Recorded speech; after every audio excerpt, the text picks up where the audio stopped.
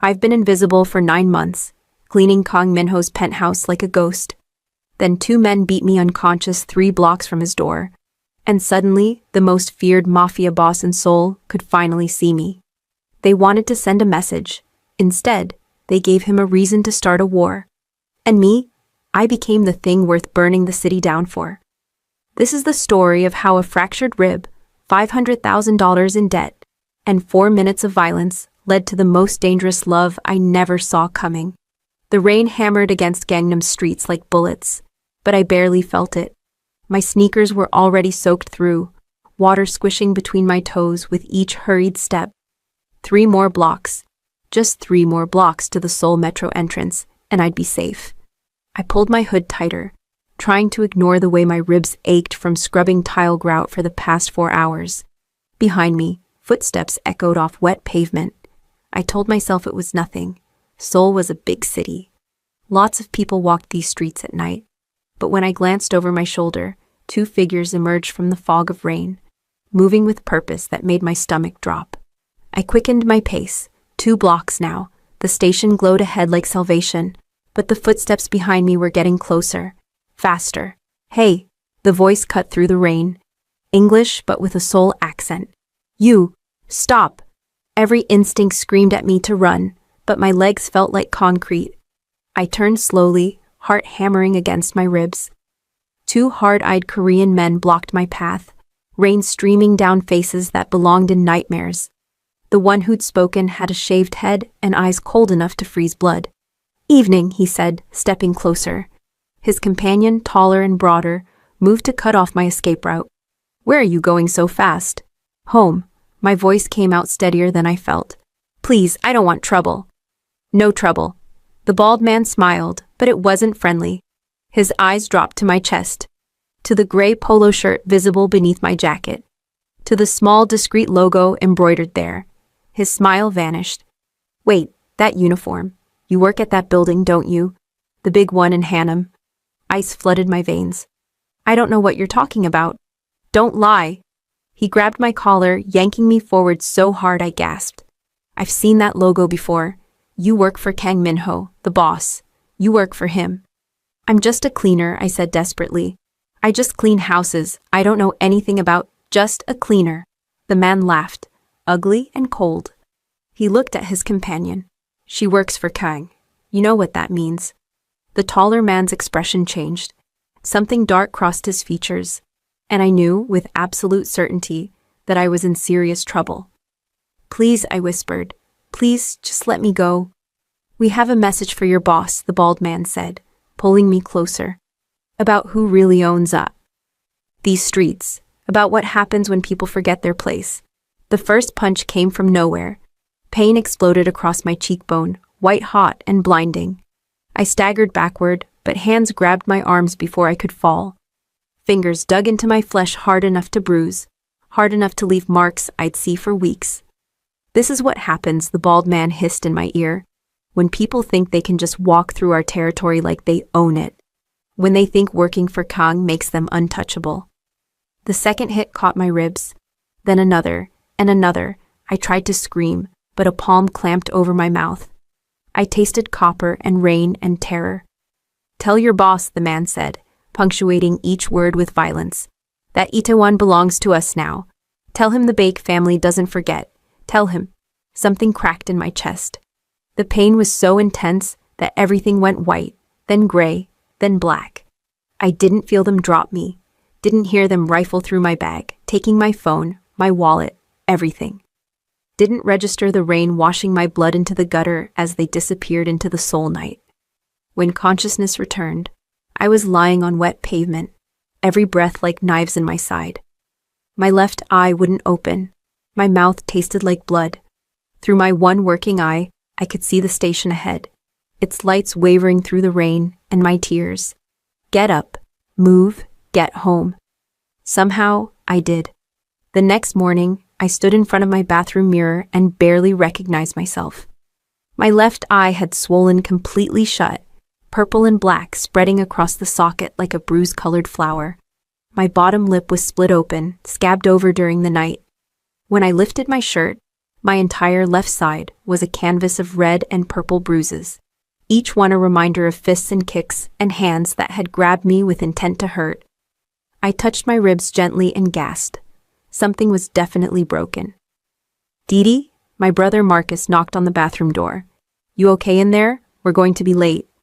I looked at the makeup on the counter. Foundation, concealer, powder. I'd need all of it and more to make myself presentable for work. The problem was, no amount of makeup could hide a swollen shut eye, or the way I moved like every breath was agony. "I'm fine," I called back, and started layering on concealer thick enough to pass for a mask. 20 minutes later, I emerged. Marcus took one look at my face and went pale. "Jesus Christ, Dee, what happened?"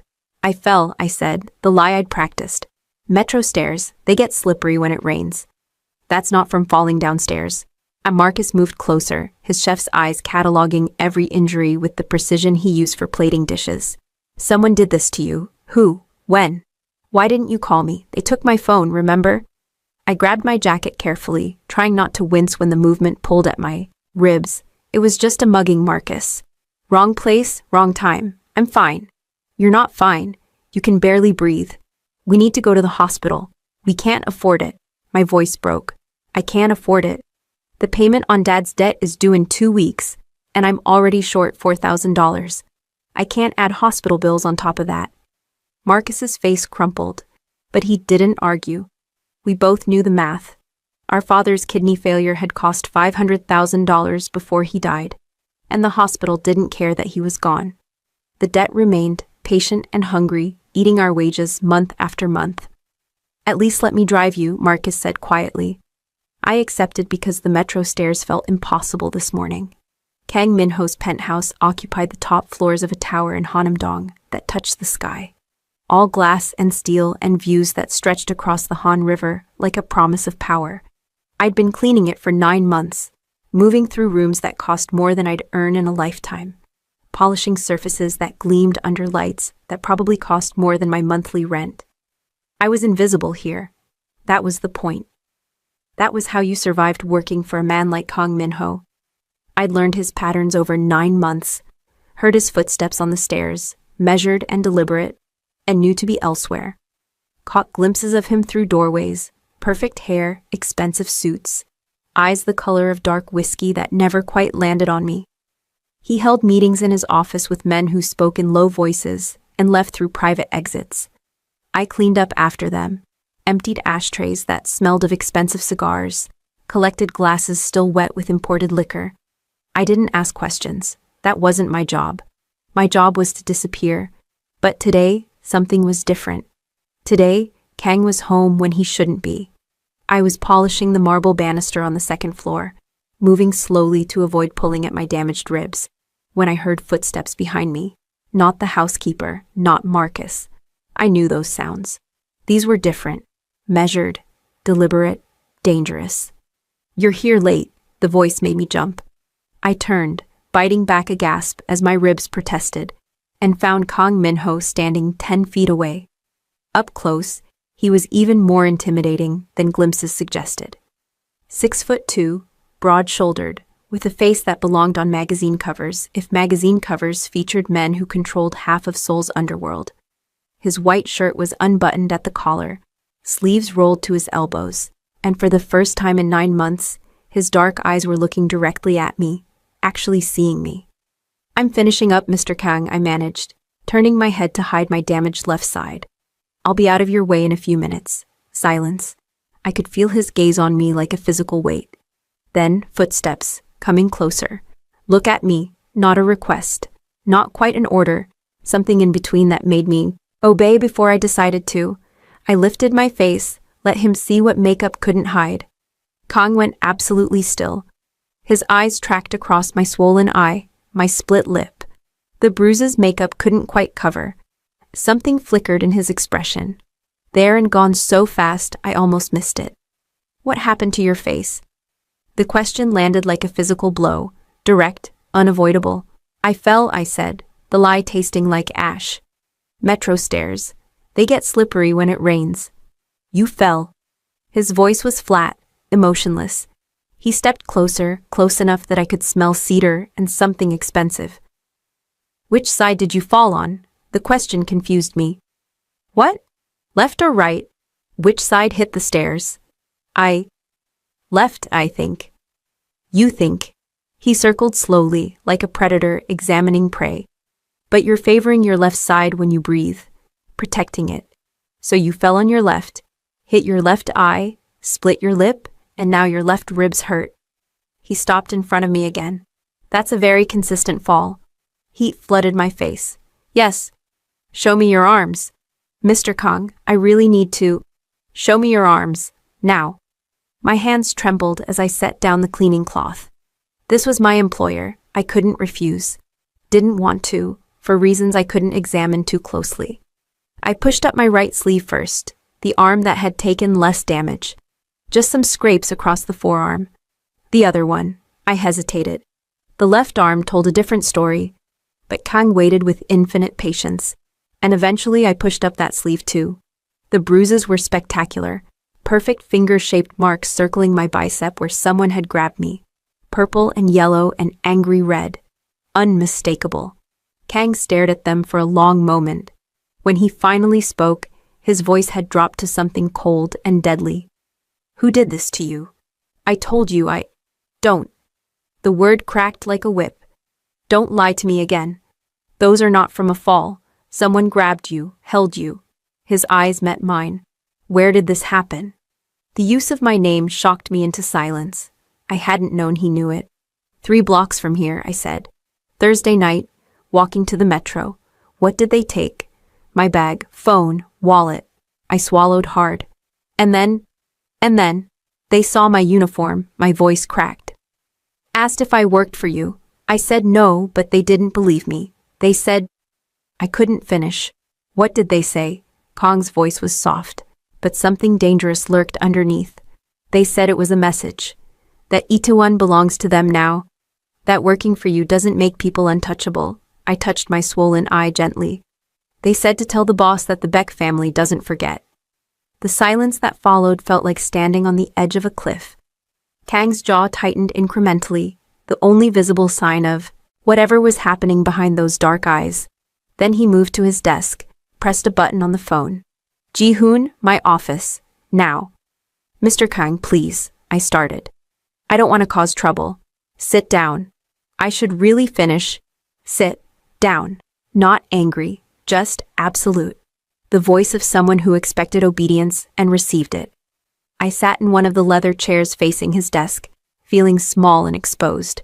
My ribs throbbed with each breath, reminding me that I was hurt, vulnerable, in the office of one of Seoul's most dangerous men, because someone had used me as a message board. Ji-hoon arrived within 3 minutes. A man in his late 30s with silver, threading his dark hair and eyes that missed nothing. He took one look at my face and went completely still. 3 blocks from here, Kang said without preamble. Thursday night, 2 men. They saw her uniform and decided to deliver a message from the Beck family. Ji-hoon's expression turned to stone. Where exactly? Between the dry cleaner and the convenience store, I supplied quietly. Around 10:15. We have cameras in that area. Ji-hoon pulled out his phone. I'll pull the footage now. Do that, and Ji-hoon? Kang's voice dropped even lower. Find them. I want them here by midnight. Consider it done. Ji-hoon left as quickly as he'd arrived. The door clicked shut, and I was alone with Kang again. The silence stretched unbearably until I couldn't stand it anymore. This isn't necessary, I said. I'm fine. It was just a mugging. It wasn't a mugging. Kang finally looked at me, and there was something in his expression that made my breath catch. They attacked you because you work for me, in my territory, on my street. That makes it personal. I'm just a housekeeper. You work in my home. He moved around the desk, sat in the chair beside mine instead of behind the desk. Close, equal. You've been here 9 months. I noticed things, Dee. My throat tightened. What things? How you organize my books by author without being asked. How you fold the newspapers so the headlines face up. How you water the orchids in my office every Tuesday because they need consistent care. He paused. How you take every overtime shift offered. How you never complain. Never ask for anything. I need the money, I whispered. I know, medical bills, your father. His eyes searched my face. $500,000, kidney failure. He died 18 months ago, but the debt doesn't care. Of course he knew. He probably knew everything about everyone who worked for him. So you understand, I continued, why this isn't worth your time. Why you should just let it go. No. Kong leaned forward, elbows on his knees. I don't understand that at all. What I understand is that someone hurt one of my people as a message to me. And in my world, Dee, messages like that require responses, loud responses. The way he said my people made something warm and dangerous unfurl in my chest. What will you do to them? I asked quietly. What needs to be done? Before I could respond, my phone buzzed. Except I didn't have a phone anymore. Kong reached into his pocket and pulled out a new iPhone, still in its box. You'll need this, he said, handing it to me. Your number's already transferred. Password is your birthday. I stared at the phone. How do you know my birthday? I know everything about the people who work in my home. He stood, offered me his hand. Come. You're not cleaning anything else today. You're going to rest until this is handled. I took his hand before I decided to. His grip was firm, careful, and he pulled me to my feet with effortless strength. For a moment we stood too close, his hand still holding mine, and the air between us felt charged with something I didn't understand. Then he released me and stepped back. This way. He led me through corridors I'd cleaned 1,000 times, but everything looked different now. I wasn't invisible anymore. Kong Minho saw me, knew my name, and for reasons I couldn't fathom, that changed everything. The guest room he showed me to was larger than my entire apartment. Floor-to-ceiling windows overlooking the Han River, furniture that looked like it belonged in a palace, a bed so big it could sleep 4 people comfortably. Rest, Kong said from the doorway. Ji-hoon will need time to pull the footage and locate the men who did this. I want you here, safe, until it's handled. I should really finish my work. That wasn't a suggestion. His tone allowed no argument. You're injured. You'll rest. He left before I could protest further, the door clicking shut with quiet finality. I sank into the chair by the window because my legs were shaking and my ribs screamed with every movement.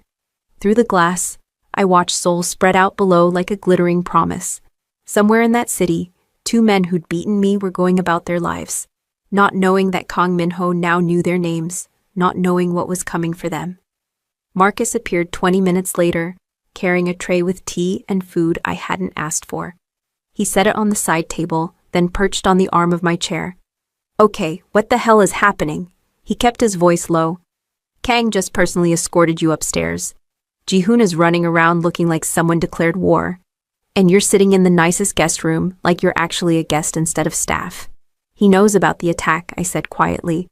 He saw my face, asked questions. I couldn't keep lying. And he's taking it personally. Marcus, they recognized my uniform. The men who attacked me, they knew I worked here. They said it was a message for Kong. Marcus's face went pale. That's why he's losing his mind. That's why Ji-hoon is pulling security footage and mobilizing half the organization. He said they hurt one of his people, that it requires a response. Dee, Marcus grabbed my hand. Do you understand what that means? In this world, a response isn't filing a police report. It's... He trailed off, unable or unwilling to finish. I knew what he meant. I'd heard the whispers over 9 months of working here. Knew what kind of man Kong Minho was, what kind of business he ran. Knew that people who crossed him had a tendency to disappear. I know, I whispered. And you're okay with that? Was I? Should I be? 2 men had beaten me unconscious and left me in the rain like garbage. Now Kong was mobilizing his entire organization to find them, and I suspected finding them was just the beginning. I don't know, I admitted. I don't know what I'm supposed to feel. Marcus was quiet for a moment, then squeezed my hand. Just be careful. This world, his world, it's not like ours. And now you're in it whether you meant to be or not. After he left, I tried to rest, tried to close my eyes and forget about everything. But every time I started to drift off, I saw fists coming toward my face, felt hands grabbing my arms, heard voices saying, "Tell your boss." Around 7 p.m., there was a knock at my door. Not Marcus. Not the housekeeper. I knew those sounds. "Come in," I called. Kang entered carrying a leather folder. His expression was grim. "We have them," he said without preamble. "The men who attacked you. We have them on video, and we have their names." My heart jumped into my throat. "Already?" "I have cameras on every street within 5 blocks of this building. Nothing happens in my territory that I don't see." He opened the folder, pulled out printed screenshots from security footage. "I need you to confirm, is this them?" The images were grainy but clear enough. 2 men emerging from an alley, one bald, one broader, both wearing dark clothes that blended into the rainy night. "That's them," I whispered. Kang's jaw tightened. "Their names are Park Dong-soo and Kim Tae-gon. Both work for the Baek family, low-level enforcers trying to make names for themselves by pushing into my territory." He pulled out another photo. "This is who sent them." The third photo showed an older man, maybe 50, with scars cutting through his left eyebrow. "Baek Jin-seok," Kang said. "He's been testing my boundaries for months." This was his way of seeing if I'd respond. "What are you going to do? Find them, bring them here, make it very clear what happens when someone touches what's mine." The way he said mine made my skin prickle. "When?" I asked. "Tonight. Ji-hoon has teams out now. They'll be here by midnight." He studied my face. "I want you to stay, not in this guest room. Upstairs, in my private quarters, where I know you're safe." "Mr. Kang." "Minho," he interrupted. "When we're alone, call me Minho." The intimacy of that request stole my breath. "Minho, I can't just stay in your personal space. That's not appropriate." "Nothing about this situation is appropriate." He moved closer. "Someone used you to send me a message. That means you're a target now. That means every move you make until this is resolved puts you in danger. So yes, you can stay in my personal quarters. You will stay there, because I don't take chances with my people. I'm not your responsibility. You work for me. You were attacked in my territory wearing my household's uniform. That makes you my responsibility." His eyes held mine. "Don't fight me on this, Dee. Please." The please undid me. I nodded, unable to form words around the tightness in my throat. Kang's private quarters occupied the entire top floor of the penthouse. I'd never been up here before, never even knew these stairs existed. The space was sparse but elegant, all dark wood and minimal furniture, dominated by floor-to-ceiling windows that made me feel like I was floating above the Han River. "The bedroom is through there," Kang said, gesturing. "Bathroom is stocked with everything you need. If you want different clothes, there's a closet with items in various sizes. Help yourself." "Why do you have a closet full of women's clothes?" The question slipped out before I could stop it. "I don't." He almost smiled. "I had Ji-hoon buy them today. For you." "Oh. You didn't have to do that." "I wanted to." He moved to the windows, stared out at the city. "You've been working here 9 months. You've never asked for anything, never complained. Just showed up and did your job with the kind of quiet competence most people wouldn't notice." He glanced back at me. "I noticed. You noticed I fold newspapers. I noticed everything." The intensity in his voice made my breath catch. "How you organize books by author even though no one asked you to. How you never gossip with the other staff. How you water the orchids every Tuesday without fail. How you take every overtime shift offered." He paused. "How you move through my home like you're trying to be invisible, like you don't deserve to take up space." Tears burned behind my eyes. "I'm just a housekeeper. You're Didi Okafor. You're 28 years old. You moved to Seoul 3 years ago to earn money for your father's medical treatment. You work 60-hour weeks and send half your salary to pay off debt that should have died with him. You speak 3 languages and have a degree in literature you've never used because you were too busy trying to save your family." He turned to face me fully. "You're not just anything. And after tonight, everyone in this city will know it." The certainty in his voice should have terrified me. Instead, I felt something else entirely. Something warm and dangerous that had no place in this situation. "What happens at midnight?" I asked quietly. "Justice. Simple. Absolute. The kind the law doesn't provide." I should have been horrified, should have run. Instead, I found myself asking, "Can I watch?" Something flickered in Kang's eyes. Surprise, maybe, or approval. No, he said. What happens in my office tonight isn't for your eyes. It's dark, Dee. Darker than you can imagine. I won't let that touch you. They already touched me. They put their hands on me and broke my ribs and left me in the rain like garbage. My voice cracked. I want to see. I want them to know I'm not just a message. That I'm a person. That I matter.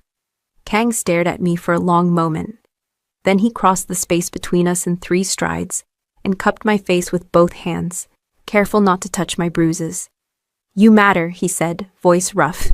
You matter to me, more than you should, more than is safe. Then he released me and stepped back, leaving my skin tingling where his hands had been. Rest, he said. I'll come get you when it's time. He left, and I stood alone in his private quarters, touching my face where he'd touched me, trying to understand what had just happened. I should call Marcus, should tell him I was upstairs in Kang's personal space, that I'd asked to watch whatever was going to happen at midnight. Should probably examine why the thought of 2 men paying for what they'd done didn't fill me with horror. Instead, I showered in his enormous bathroom, dressed in clothes that fit perfectly because he'd somehow known my size, and waited. At 11:45, there was a knock. I opened the door to find Ji-hoon standing there, his expression neutral. They're here, he said. Mr. Kang said to bring you down if you still want to come. I did. I shouldn't, but I did. Ji-hoon led me through corridors I'd never seen, downstairs that seemed to descend into the building's bones. We ended in a hallway with a single door, and I could hear voices beyond it. Low, urgent, afraid. Last chance, Ji-hoon said quietly. What you see in there, you can't unsee. It'll change how you think about Mr. Kang, how you think about this world. I know, I said. Open the door. He did. The room beyond was stark. Concrete floors, industrial lighting, no windows. And in the center, kneeling with their hands zip-tied behind their backs, were the 2 men who'd attacked me. They looked different now, smaller, afraid. Blood streaked down the bald one's face from a cut above his eye. The broader one had a split lip that mirrored mine. Kang stood to one side, perfectly still, watching them with predatory focus. 2 other men I didn't recognize flanked the door, guns visible at their waists. When I entered, everyone turned. The kneeling men's eyes went wide with recognition and fear. You, the bald one breathed. The girl from... Yes, Kang interrupted, his voice soft and deadly. The girl you beat unconscious 3 blocks from my home. The girl whose ribs you fractured. The girl you used to send me a message. He moved to stand directly in front of them. Say her name. What? The bald man looked confused. Her name. Say it. Apologize to her properly. I don't know her name. Exactly. Kang crouched, bringing himself eye level with the kneeling man. You put your hands on her, you broke her bones, you left her bleeding in the rain, and you never even bothered to learn her name. He stood. Her name is Didi Okafor. She's 28 years old. She cleans houses for a living. She works 60 hours a week to pay off her dead father's medical debt. She's never hurt anyone, never caused trouble. She was just walking home after a double shift.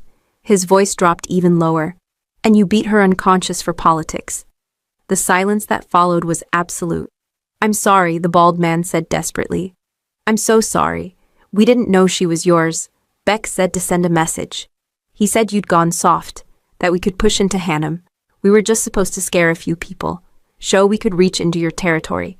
We didn't mean to really hurt anyone. You didn't mean to. Kang didn't move.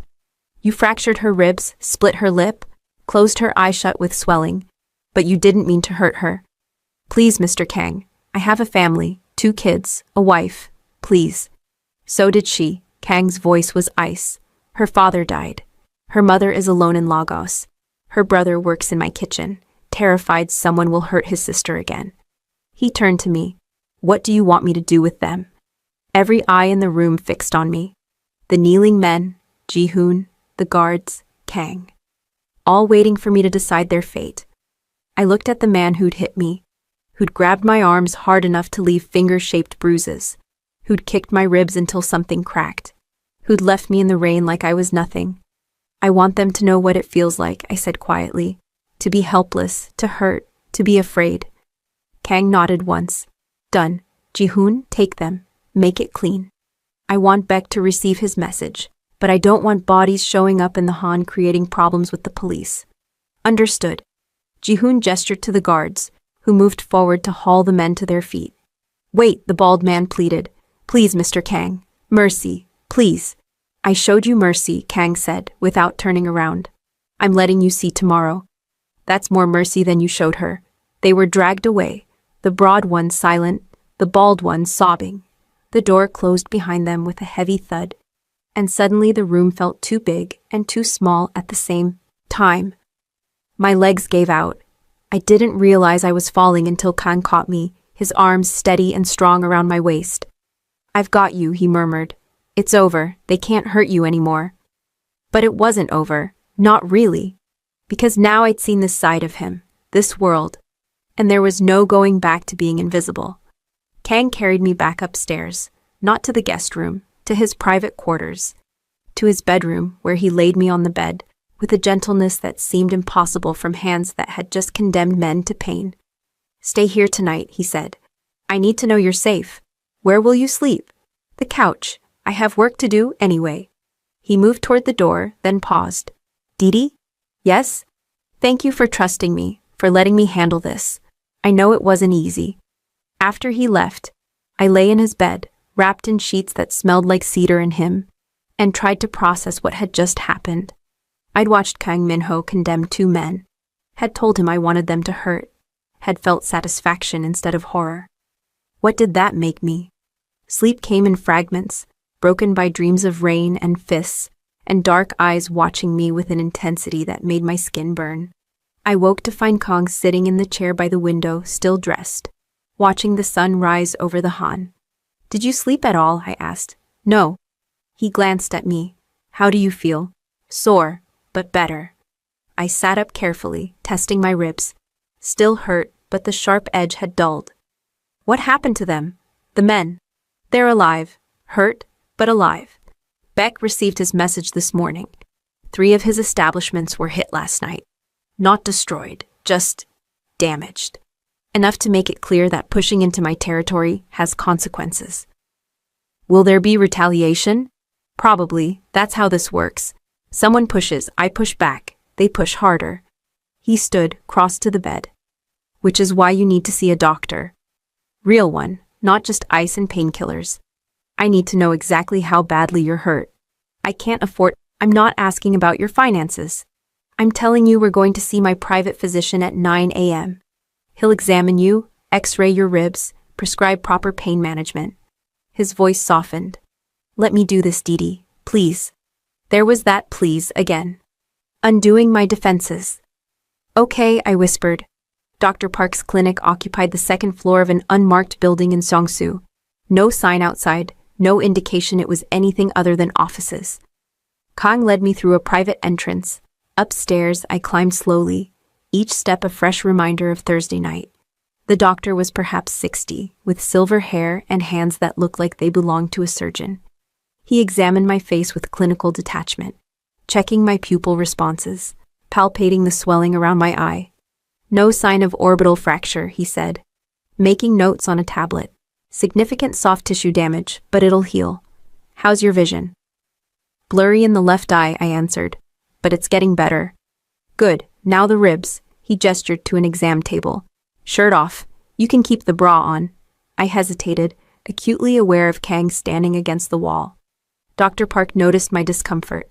Mr. Kang, perhaps... I'm staying, Kang said flatly.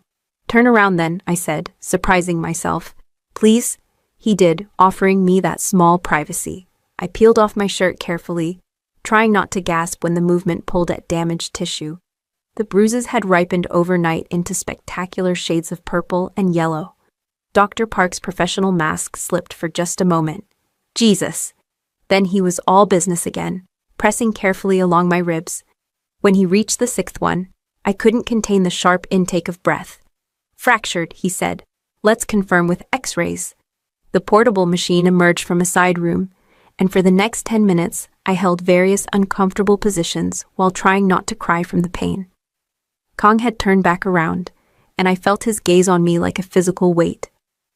The x-ray confirmed it. 6th rib on the left side, Clean break. Not displaced, which meant it would heal without surgery, but it would take time. 6 weeks minimum, Dr. Park said, wrapping my torso in a compression bandage that made breathing easier. No heavy lifting, no strenuous exercise. If the pain worsens or you develop difficulty breathing, call me immediately. He typed prescriptions into his tablet. Pain management and anti-inflammatories. Take them with food. How much do I started. It's handled, Kang said firmly. He was already pulling out his wallet. Dr. Park handed me a bag with prescriptions already filled. Rest. Real rest. Not working through it. In the car afterward, I stared at the prescription bag in my lap. How much did that cost? Not your concern. Minho? Let me ask you something. He turned to face me fully. If Marcus had been attacked the way you were, if he'd been beaten unconscious in my territory, would you want him worrying about medical bills? That's different. How? I opened my mouth, closed it. Couldn't find an answer that didn't sound hollow. You've been working for me for 9 months, he continued. I know things about you. How you organize my books even though no one asked. How you fold newspapers so headlines face up. How you take every overtime shift offered. He paused. How you never complain, never ask for anything. Just show up and do your job like you don't deserve to exist in the same world as the people you serve. If you say just a housekeeper one more time, I'm going to lose my mind. His voice was sharp. You're Didi Okafor. You matter. Your pain matters. Your safety matters. To me, do you understand? Tears burned behind my eyes. Why? Why do you matter? Why do you care? I clean your floors. That's it. That's all I am to you. No. He reached across the console, took my hand. That's not all you are. That's not even close to all you are. The drive back to the penthouse passed in charged silence, his hand still holding mine. When we arrived, he helped me out of the car with a gentleness that made my chest ache. Rest for the weekend, he said. No work, no cleaning, just recovery. I can't afford to miss work. You're not missing work. You're recovering from an injury that happened because of me. I'm paying you for the time. Minho. Not negotiable. He guided me toward the elevator. Come on, Marcus has been worried sick. He's probably wearing a hole in my kitchen floor by now. Marcus was indeed waiting in the kitchen, and he pulled me into a careful hug the moment he saw me. You're okay, he breathed. They said Mr. Kang took you to a doctor. What did he say? Fractured rib? 6 weeks recovery. Marcus's face darkened. I'm going to kill them. I'm going to find those men and... They've been handled, Kang said quietly. Your sister is safe. That's what matters. Over the weekend, I discovered that Kang took rest very seriously. He appeared at odd intervals with food, checked that I'd taken my medication, adjusted pillows when he caught me wincing. Each interaction was careful, controlled. But underneath the control I sensed something else, something that made my pulse quicken whenever he entered the room. Sunday evening, I found myself on the terrace, wrapped in a blanket against the October chill. The same terrace I'd cleaned dozens of times, furniture I'd polished but never expected to actually sit on. Kang emerged from inside, carrying 2 glasses and a cigarette. He handed me 1 glass, tea prepared exactly how I liked it, and settled into the chair beside mine. How do you feel? He asked, lighting the cigarette with practiced ease. Sore, but better. I sipped the tea. The medication helps. Good. He exhaled smoke that curled into the evening air. Dr. Park says you'll heal completely, no permanent damage. Physically, anyway. He turned to look at me. Are you afraid? Going back out there, walking those streets again?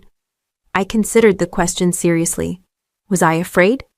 Thursday night played on repeat in my mind. The rain, the alley, the hands grabbing me. But underneath the fear was something else, something harder. No, I said finally. I'm angry. Good. Kang's approval was clear. Anger is useful. Fear makes you weak. Anger makes you sharp. We sat in comfortable silence, watching the sky turn from gold to purple to deep blue. Seoul sprawled below us, millions of lights against the darkness. Why did you take over your father's business? I asked suddenly. You could have done anything, been anything. Kang was quiet so long I thought he wouldn't answer. Then, my father died when I was 22. Heart attack. Sudden and violent, he studied the cigarette. He left me an empire built over 40 years and 300 families who depended on us for work, protection, justice the law wouldn't provide. He paused. I could have walked away, sold everything, moved to Tokyo, lived off the money, but those families would have been absorbed by rivals or left to fend for themselves in a city that doesn't forgive weakness. So you chose responsibility over freedom. I chose honor over ease. He glanced at me. What about you? Why do you work so hard? The double shifts, the overtime, it's more than just debt.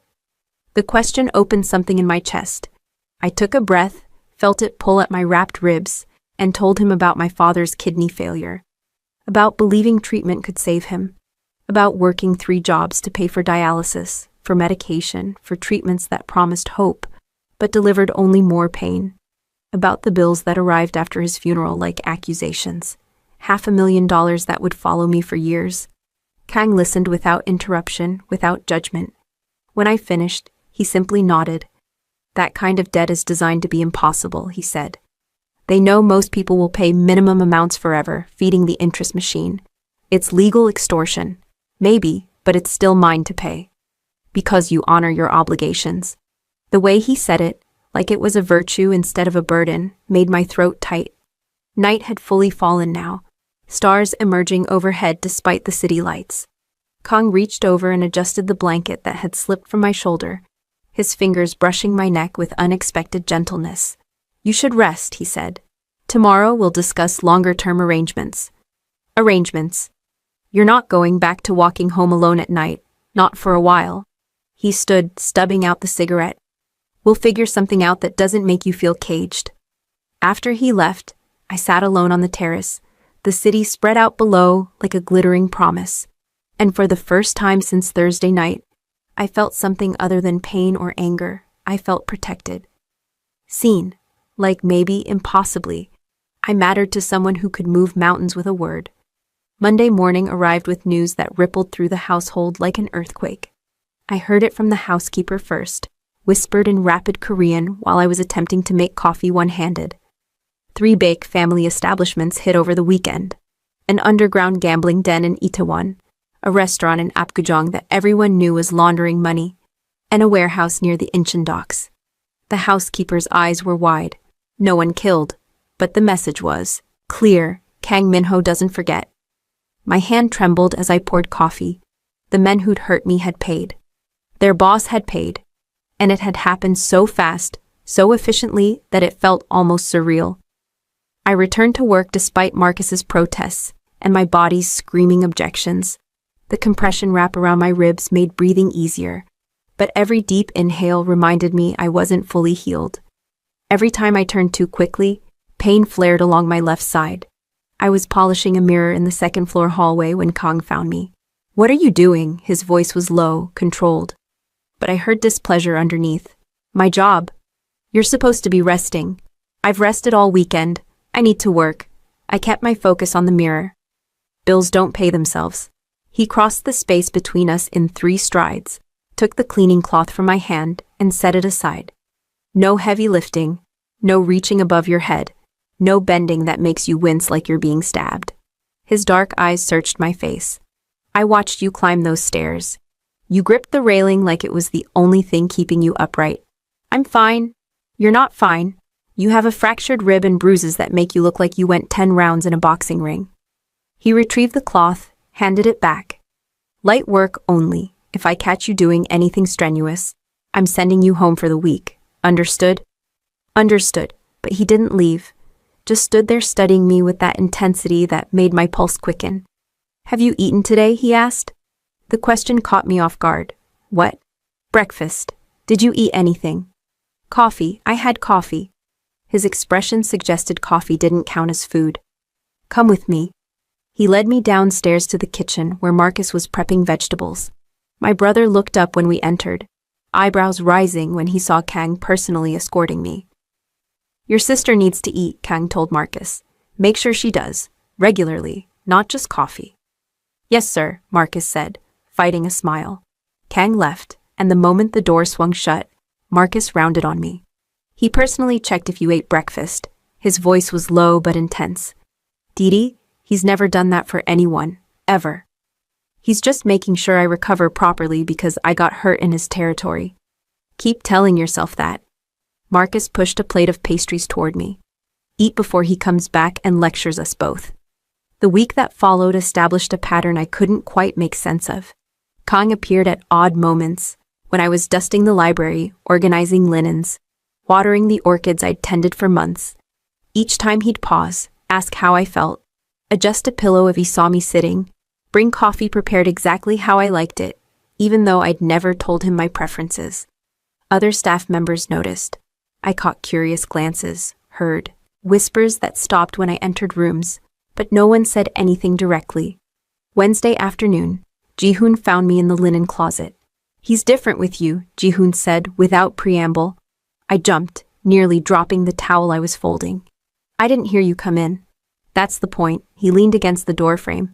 I've known Minho since he was 22. Watched him build this organization from the ground up after his father died. He doesn't let people in, doesn't show weakness, doesn't care about the small details of anyone's life unless it serves a strategic purpose. What's your point? My point is, he knows how you take your coffee. He noticed when you changed the way you organize his books. He personally drove you to the doctor and sat there while you got examined. Jihoon's expression was unreadable. That's not strategy, that's something else. He's just being responsible. I got hurt because of his business. Sure, keep believing that if it helps you sleep at night. He pushed off the doorframe. But when this gets complicated, and it will, remember I warned you. He left before I could respond. Thursday evening, exactly 1 week after the attack, I found myself alone in the library. Kang had asked me to organize some new book acquisitions, and I'd been arranging them by author when the sun set and the house quieted around me. My bruises had faded to yellowish shadows, barely visible unless you knew where to look. The swelling around my eye had disappeared entirely, but my ribs still ached when I breathed too deeply, a constant reminder that healing took time. I was shelving a leather-bound collection when I heard footsteps behind me. You're working late, Kang's voice, low and close. I turned, found him standing just inside the doorway. He'd removed his jacket, rolled his shirt sleeves to his elbows. The sight of him like that, guard partially lowered, did something to my insides that I absolutely shouldn't have been feeling. Finishing what you asked me to do, I said, gesturing to the books. These are beautiful editions. First printings, some of them. My grandfather's collection. He moved closer, examining the spines I'd arranged. You organized them chronologically within each author. It seemed to make sense. Track the evolution of their work. Most people would have just done alphabetical. His eyes met mine. You're not most people. No, I heard myself say. I'm not. The silence stretched between us, charged with something I couldn't name but felt everywhere. In the air, in the narrowing space between our bodies, in the way his gaze dropped briefly to my mouth before returning to my eyes. I can't stop thinking about you, he said finally, voice rough. Since that night, since I saw what they did, since I realized you've been here for 9 months, and I'd been too blind to really see you, my throat went dry. Minho, tell me you don't feel it. He stepped closer. Tell me I'm imagining this, and I'll walk away, leave you alone, but tell me honestly. I should have lied. Should have protected both of us from whatever this was. Instead, the truth came out in a whisper. I can't stop thinking about you either. He closed the distance between us in one step, his hand coming up to cup my face with surprising gentleness. His thumb traced the faded shadow of the bruise on my cheekbone. I'm not a good man, Didi. I do terrible things to maintain power and protect what's mine. His voice was low, intense. You deserve better than what I can offer. Maybe I don't want better. My heart hammered against my ribs. Maybe I want this. The kiss happened like inevitability. Soft at first, questioning, his lips against mine, testing boundaries neither of us had acknowledged existed. When I didn't pull away, when my hands came up to grip his shirt, it deepened. His other hand found my waist, careful to avoid my injured ribs. I tasted coffee and something darker, more dangerous. Heat flooded through me, erasing rational thought. This was Kang Minho, crime boss. the man who'd condemned men with the same ease most people ordered dinner. And I was kissing him in his library while Seoul sprawled below us, oblivious to how my world had just tilted on its axis. His phone buzzed violently in his pocket. We broke apart, both breathing hard. He pulled out the device, read the screen, and cursed softly in Korean. I have to go. Jihoon needs me. He looked at me with an expression I'd never seen before. Raw, almost vulnerable. This conversation isn't over. No, I agreed, touching my lips where his kiss still burned. It's not.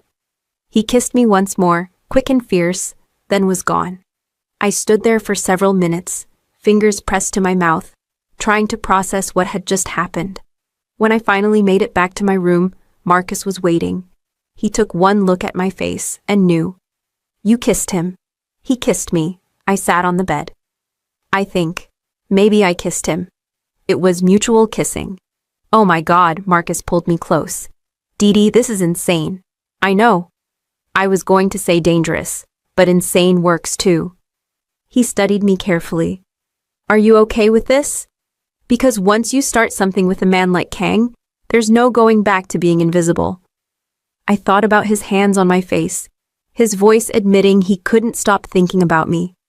The way he'd protected me without hesitation, without question, like my safety was worth starting a war over. I don't think I want to be invisible anymore, I admitted. Marcus was quiet for a moment, then hold on tight, because this is going to change everything. Through the window, Seoul glittered against the night. Somewhere out there, Kang was handling whatever emergency Jihoon had called him for, making decisions that would ripple through the criminal underworld, maintaining power through calculated violence and careful strategy. And when he came back, we'd have to figure out what this thing between us meant. How a housekeeper and a mafia boss could possibly navigate feelings that defied every logical boundary.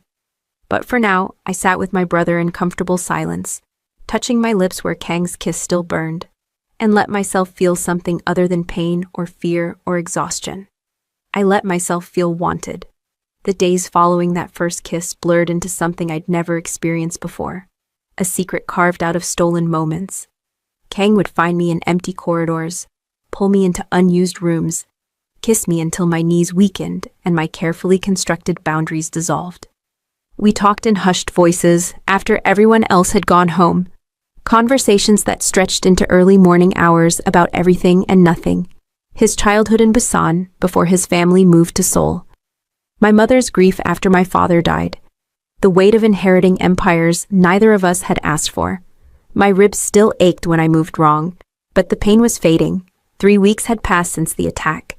The bruises had disappeared entirely. Only the fractured rib remained, sensitive, but improving. Friday evening, Kang appeared in the doorway while I was organizing his study. Come with me, he said. Where? Dinner? Somewhere nice? Not as my housekeeper, as... He trailed off. As what? As someone I can't stop thinking about. His eyes held mine. Say yes, Dee. I should have said no. Should have maintained boundaries. Instead, yes. The restaurant was elegant. The kind with cloth napkins and wine lists thicker than novels, tucked into a private corner of Cheongdam. We were escorted to a private room in the back, and my stomach dropped when I saw who was already seated. A man in his 50s, heavy-set, with scars cutting through his left eyebrow. The same man from the photo Jihoon had shown me. Baek Jin-seok. Mr. Kang, the man stood, offering his hand. Thank you for agreeing to meet. Kang shook it with bare minimum courtesy. And this is Dee Okafor, the woman your men decided to use as a message board. Baek's eyes tracked over me with unsettling interest, like he was cataloging weaknesses. Please sit. I've taken the liberty of ordering wine. The dinner was a masterclass in veiled threats disguised as polite conversation. Baek offered compensation for the unfortunate incident. $100,000, he said, as if that price tag could erase what his men had done. Kang's refusal was ice-cold and absolute. I don't want your money, I want your word. His voice was soft, deadly. No member of your organization touches anyone connected to me. Not my staff, not my businesses, not the people who live in my territory. You overstep those boundaries again, and we stop pretending this is about diplomacy. That's quite an ultimatum, Mr. Kang. It's not an ultimatum. It's a statement of fact. Kang's hand found the small of my back. You wanted to test me, see if I'd gone soft. Consider the test concluded. 3 of your operations shut down in 1 weekend. That was restraint. Push me again and I'll show you what happens when I stop being restrained. Beck's jaw tightened, but he nodded. Understood. Your territory remains yours. Your people remain untouched. Good. Kang stood, helping me to my feet. Then we have nothing more to discuss. In the car afterward, I finally released the breath I'd been holding. That was terrifying. That was necessary. Kang's hand found mine. He needed to see you're not just staff. He needed to understand what you mean to me. And what do you mean to you? He looked at me then, something raw and unguarded in his expression. Everything I shouldn't want and can't give up. Back at the penthouse, reality settled in. Kang explained what Beck's interest meant. I was now a known weakness, a target anyone wanting to hurt him would identify. He wanted me to move into the penthouse permanently. Except bodyguards, let him control every movement for my safety. No. The word came out harder than I intended. I'm not becoming a prisoner, Minho. I won't live in a gilded cage because your world is dangerous. You think I'm trying to cage you? Frustration bled into his voice. I'm trying to keep you alive. By taking away my choices. By making every decision for me. By protecting what's mine. I'm not property. I stood in his study, tension crackling between us like lightning. His hands curled into fists at his sides. That's not what I meant. Then what did you mean? Silence stretched between us, heavy and dangerous. Finally, he exhaled. Then what do you suggest? Because doing nothing isn't an option. We compromised. I kept the apartment with Marcus in Guanacu, maintained my independence, but accepted discreet security when I went out at night. A driver when I worked late. Parameters that made him feel I was protected without making me feel owned. I need you to understand something, I said quietly. I'm choosing this, choosing you, but I need to choose it, not have it forced on me. I understand, he crossed to me, cupped my face with both hands. I'm not used to caring about anyone this much. It makes me irrational. You? Irrational? I smiled despite everything. Shocking. He kissed me then, deep and desperate, like he was trying to convince himself I was real and choosing to stay. When we broke apart, both breathing hard, his forehead rested against mine. Stay with me tonight, he said, not in the guest room, with me. I nodded, unable to form words around, the want constricting my throat. His bedroom was a revelation, sparse but elegant, dominated by an enormous bed with dark linens and floor-to-ceiling windows overlooking the Han. He undressed me slowly, carefully, mindful of the compression wrap I still wore. His fingers traced the fading shadows where bruises had been, the edge of the wrap protecting my healing rib. Does it still hurt? He asked. Sometimes, when I breathe too deep or move wrong. Then we'll be careful. We were. His hands mapped my body with reverence and restraint, learning what made me gasp, what made me arch into his touch. I traced the tattoos I'd glimpsed before, a lion across his shoulder blade, Hangul script along his ribs, symbols I didn't understand but felt the weight of. His scars told stories he whispered in the dark. A knife fight at 19, a bullet at 23, burns from a warehouse fire at 26. You've survived so much, I breathed. So have you. He kissed the spot where my bruise had been. You survived what should have broken you and came back stronger. When he finally moved over me, positioning himself with careful attention to my injury, I felt completely seen, completely known. We moved together slowly, building heat that had nothing to do with rough passion and everything to do with connection, with choice, with two people who'd found each other in impossible circumstances and decided the risk was worth it. Afterward, wrapped in his arms with my head on his chest, listening to his heartbeat slow, I felt something I hadn't felt since before my father died. Safe. I meant what I said, Kang murmured into my hair. I'd burn this city down to keep you safe. I know. I traced circles on his chest. That's what scares me and what makes me feel protected at the same time. Then we'll figure it out together. Make rules that work for both of us. Build something that doesn't require you to sacrifice who you are. Outside the windows, Seoul sprawled beneath us. Somewhere in that city, Baek Jin-seok was calculating his next move. Other enemies waited in shadows. The world Kong inhabited would always carry risk. But lying there in his bed, his hand gentle on my healing ribs, I realized I'd already made my choice. Not because he'd forced me, not because I had no other options, because for the first time in years, I wanted something more than survival. I wanted this, complicated, dangerous, impossible as it was, and I was willing to fight for it. 6 weeks later, 6 weeks. That's how long it took for my body to remember what normal felt like. Dr. Park confirmed it on a Tuesday morning in early December. Unwrapping the compression bandage I'd worn like a second skin and pressing carefully along my ribs. No tenderness, he asked. None. Deep breath. I inhaled fully, felt my chest expand without the sharp reminder of fractured bone. It doesn't hurt. Good, you're cleared for normal activity, no restrictions. He made notes on his tablet. The bone has healed completely. Lucky. That was one way to describe surviving an attack that should have killed me. Kong waited outside, and when I emerged, his eyes scanned my face for signs of pain out of habit. All clear, I said. Officially healed. Relief crossed his features, there and gone in a heartbeat. Then we celebrate tonight. Properly. Celebration came in the form of dinner at an intimate French spot near Seongsu, followed by a drive that ended at a building I'd never seen before.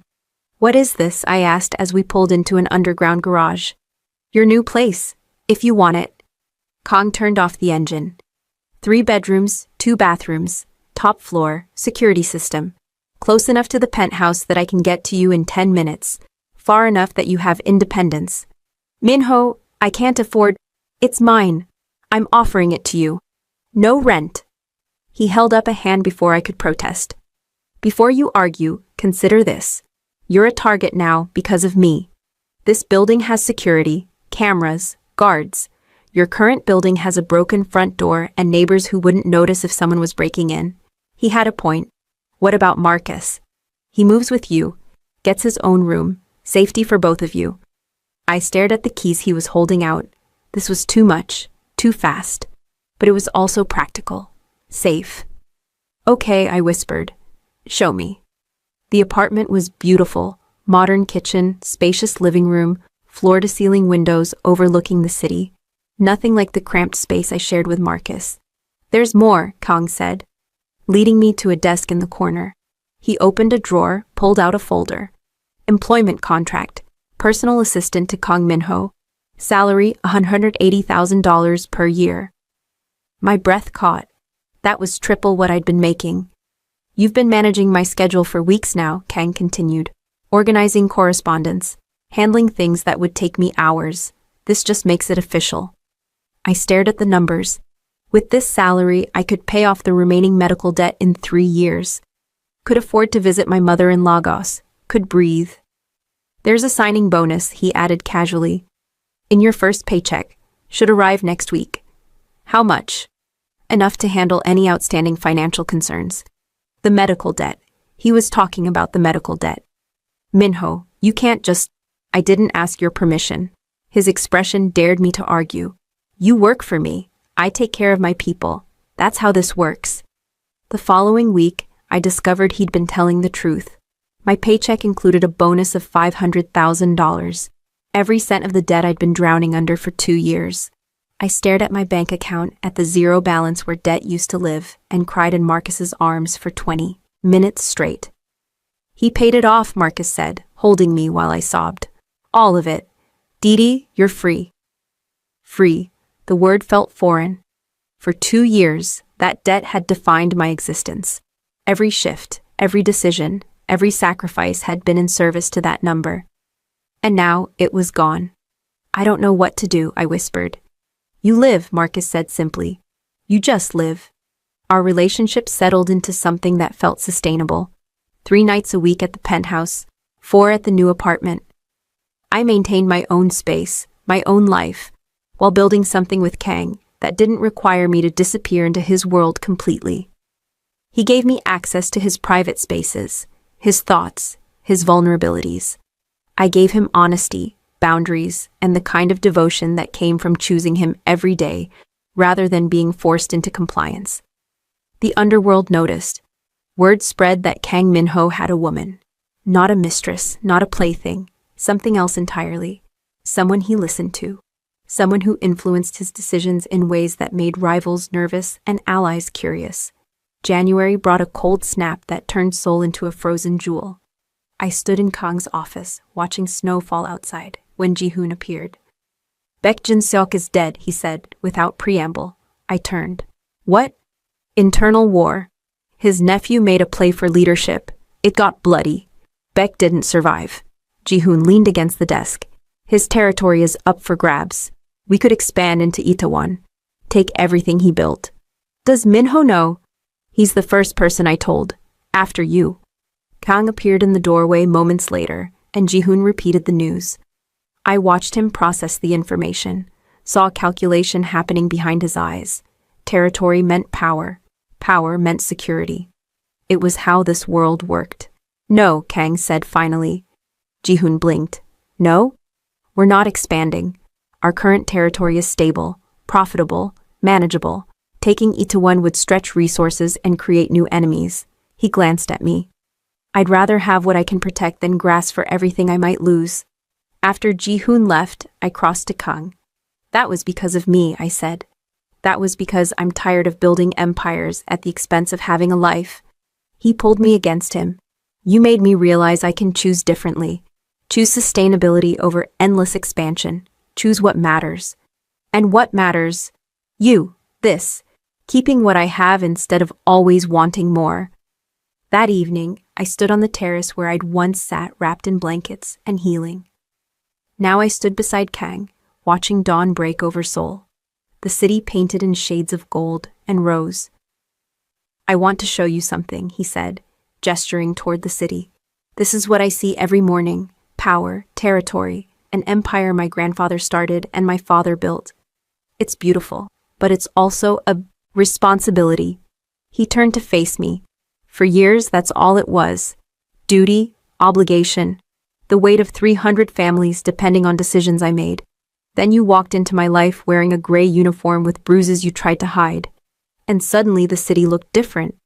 Different how? Worth protecting for different reasons. Not just territory or power, but because it's where you live, where you walk, where we built something impossible that somehow works. The sun broke over the horizon, and I touched my left side where the fracture had been. Felt nothing but smooth ribs beneath my skin. 6 weeks ago, every breath had hurt. Now I breathed easily, deeply, without fear. Do you ever regret it? Kang asked quietly. How we started, the violence, the complications. I thought about that rainy night 6 weeks ago. The fear, the pain, the feeling of being invisible.